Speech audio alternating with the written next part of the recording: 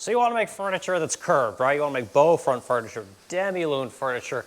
I make all that stuff. My name is Eric Wilk, and I own the Resplendent Crow. I'm a master craftsperson here at the Resplendent Crow. Okay, I'm gonna finish.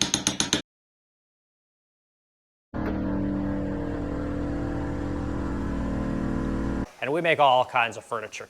We make credenzas, tables, beds, dressers, tall boys, china cabinets, whatever you can think of, we make it. Now what you're seeing right here, this is a double curve vanity, right? And you'll see that we got walnut veneer on poplar frames for our doors. And that's because we paint furniture. I can use any kind of veneers I want when I'm doing my bed panels because we're gonna prime it and paint it anyway.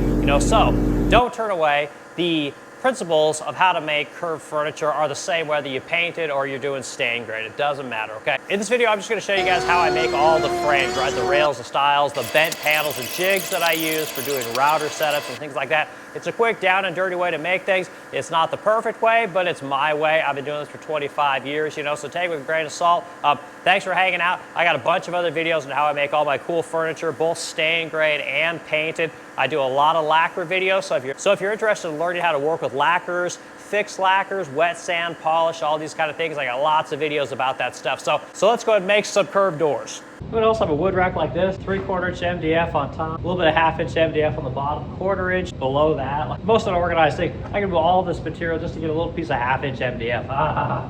Why couldn't I need 3/4 inch MDF, which is right on top? So for starters, we're going to take this 1/2 inch MDF board and we're going to cut an arc on it, right? And that arc is dictated by the front of our vanity, right? We got to step back, basically 1/8 of an inch. We get a nice clean curved door along the reed, along the front of our vanity, right? We got to have a jig. We'll run that jig on our pin router or using a hand router or a bandsaw or whatever tool you have to make all of these individual door parts. Then we can add all of our dados and our rabbets and tongues and grooves and get these things ready to put together. So we're going to start here. Because we're doing the outside of our arc, we're going to measure from the outside of our router bit. We're going to measure back along here, 28/78. We already got a mark right there, so I don't even need to put in a new hole. So I've got the exact hole already that I need, so I'm going to go ahead and screw this thing in.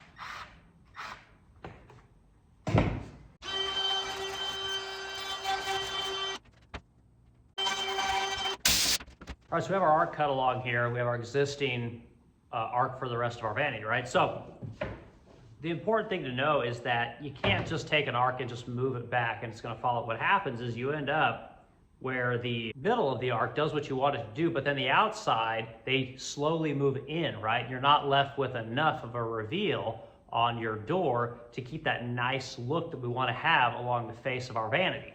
So super important that you cut your jig like I'm telling you, and as you can see, it lines up perfectly. So when we make these doors, we're going to end up with a nice reveal along the front of our vanity.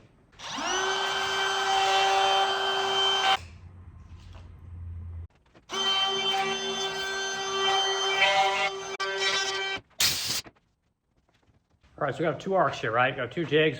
We got a nice reveal along there for our doors, okay? Now what we'll do is we'll take our large arc. We're basically going to cut this thing in half, so I have 2 jigs, right? So we can cut out 2 parts at the same time on our pin rack.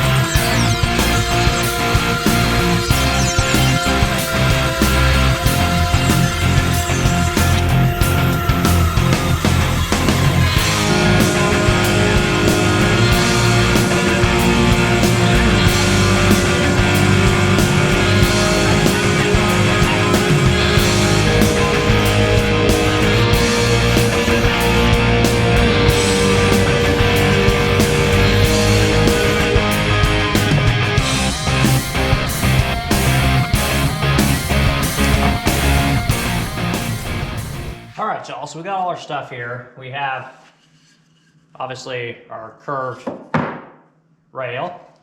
We have a piece of just standard framing panel stock we're going to use to set the alignment of our 1/4 inch bit. Then we have our jig for running all of our rails on. So we're going to put that on a router with double-sided tape. So now the important thing, we get this bit, this tooth lined up exactly 1/4 inch from our jig. So we run our parts through here, we get a nice clean 1/4 inch dado through our rail there. So I just got a piece of 1/4 inch MDF here, set that kind of between my part and my blade here. Set that in there. So we're exactly 1/4 inch. Pull that up. Make sure we're stuck down nice and tight. Now, theoretically, we could take our part, because we have the exact arc that we need along here, we can run this thing all the way along there nice and clean. And because it's 1/2 inch, it's pretty tall, so you should be able to make this thing pretty perpendicular to the surface of your table. So I like to step route these.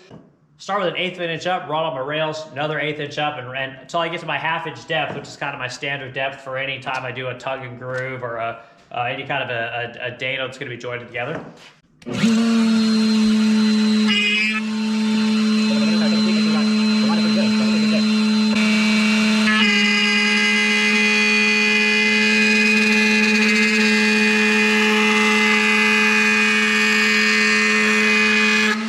All right, now we got ourselves some nice dados cutting our curved panels. Now we got an area we can set our center panel in.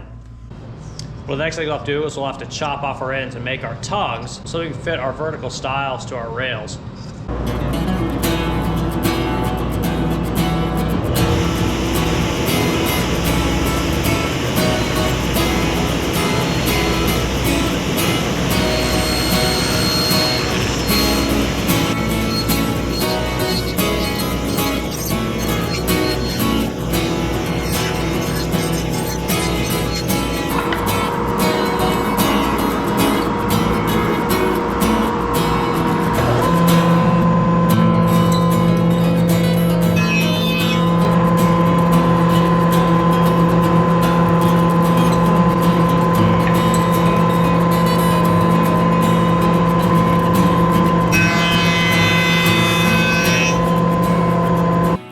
Got a bending jig, right? This is a jig I use for all different kinds of radiuses. I have tons of these things.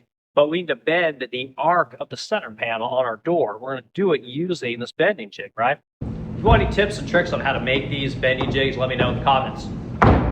So here, this is bendable plywood, right? Sometimes people call it bender board. I've heard it called wiggle wood. It's got many different names, but it's a skosh under 3/8 of an inch thick, so that you can basically add veneer or laminate to it to get to 3/8 as a final finished dimension, okay? Now, we're going to take this, we're going to put it in the jig like so. Some of the other things we got a couple sheets of our crappy walnut veneer, right? This is reject veneer that I bitched and complained at the manufacturer. They just gave it to me and sent me new veneer. So we're going to use stuff because we're going to paint it. We're going to end up with something that looks kind of like that, right? We're going to bend it on our jig using cold press glue, right? Like I use Unibond. Titebond makes some cold press glue as well, but we're going to cold press glue all this stuff together. We're putting a vacuum bag, right? And I'll show you guys what that is next.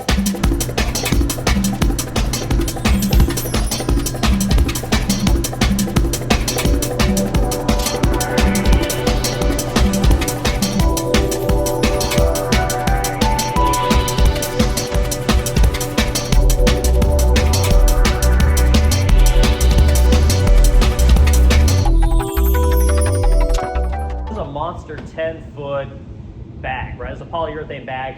We can throw parts in here and then we can vacuum bag it, right? We got a big vacuum press that we use, sucks out all the air, and it's going to basically take all of our bendable plywood, our veneer, all that. It's going to smush it all together along our jig, right? And that's bending panels, right? Whether you're bending panels for the carcass of a cabinet, whether you're bending door panels, you're making serpentine, it's the same concept. All right, this is my veneer press. Or vacuum, I should say. This is a big ass vacuum press. This thing is awesome. It sucks down something like 11 cubic feet of air per minute or something like that. It's a cool tool basically. So if you get the opportunity to buy one of these, buy one. They make smaller versions. This is the Big Daddy version. This thing's freaking awesome.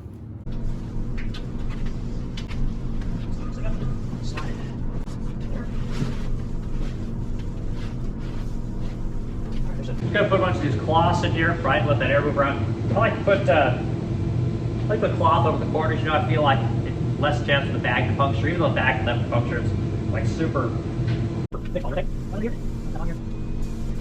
And then the last one is we'll put it over the air gasper. Just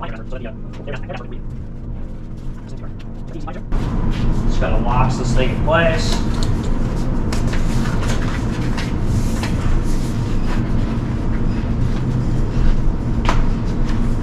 Gives us a good seal.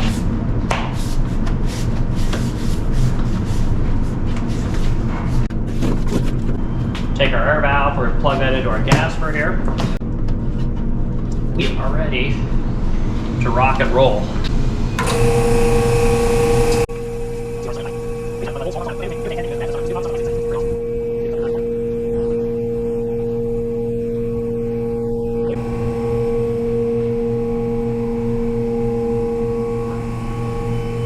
Alright, so back here in the morning we got our bag. Alright, back here in the morning, our center panel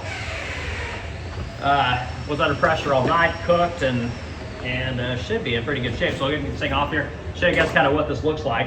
This is how we create these curved panels for anything, whether it's doors or furniture or whatever. So we'll take the entire jig out just for you guys. You can see how that bag just really forms to the jig. And part of it is because it's polyurethane. When it's cold, that polyurethane bag gets kind of hard. But it's, I mean, really, you can't break it. It's freaking awesome stuff. So anyway, we got our cloths on here. Take those out. We can see that it's held the shape pretty nice. Take all stuff over here. So you can see it come off here. All right, easy enough.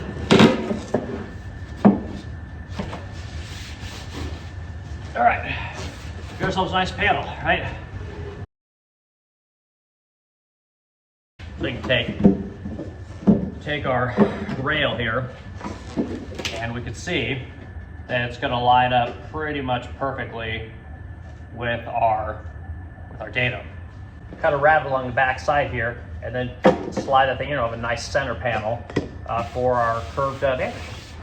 That is how you make curved parts.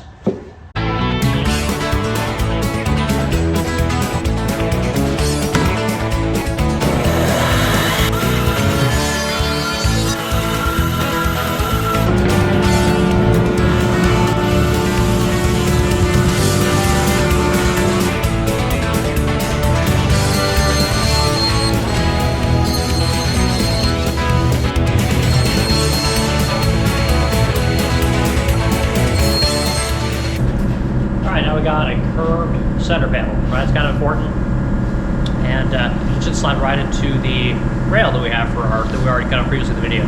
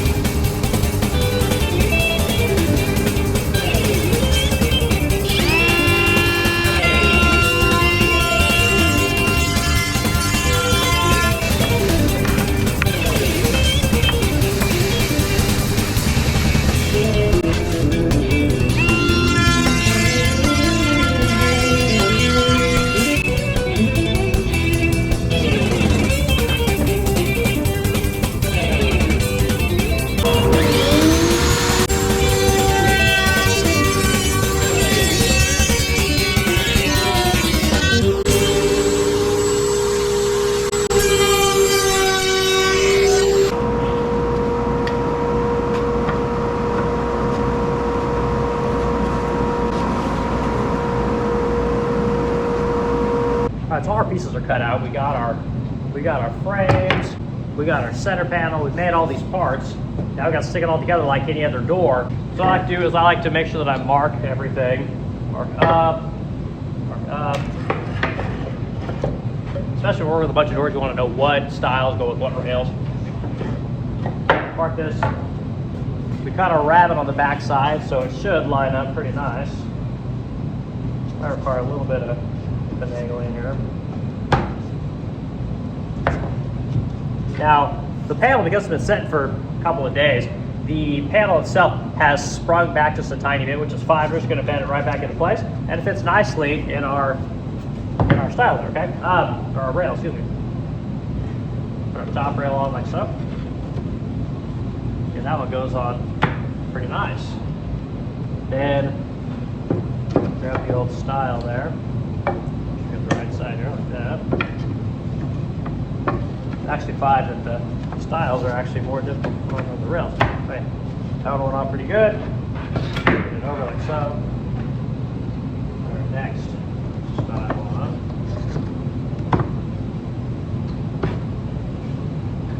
And again, that went together quite nicely. You see we got a nice looking door. Backside's okay. We got a little bit of gapping, but again, not a big deal. We paint doors, so I'm not really too worried about it. You guys get the gist of how to make curved doors. That's what I want to do in this video. I wanted to show you guys just how to make a curved door, how to make the rails, the stiles, the bend panels, the jigs, all the things you're going to need to make these kind of doors. While they are a little bit intimidating, basically what it takes is just takes a bunch of setups, and if you have the right setups, making the parts is actually fairly simple. It's not any harder than making any other part, but it is important that you have the right jigs. You can see how the tongue and grooves go together there, and again, they're curved. And earlier in the video, you can see how we made all the tongues on our curved parts. It's very easy to do, but again, you just have to have lots of jigs. The secret to being a great custom furniture maker, or a furniture maker who has to bounce from one job to another job to another job to different kinds of furniture, different styles of furniture, credenzas, dressers, headboards, all these kind of things, is having jigs. Being good at making jigs, being really creative with making jigs. If you can do that, make those things quick, learn to use things like double-sided tape and hand routers, you can be a very successful furniture maker. Furniture is a very lucrative industry, provided you have a name and you're fairly good at it, So, hope you guys like this video. I got lots of videos on the channel. There's all kinds of things to see. I've got all kinds of furniture on there. Watch some of those things. Let me know what you think. Let me know in the comments what you think. Do you have a better way to make curved doors? I know there's more than one way to skin a cat, but this is how I do it. And hope everyone has a great day. We'll see you in the next video.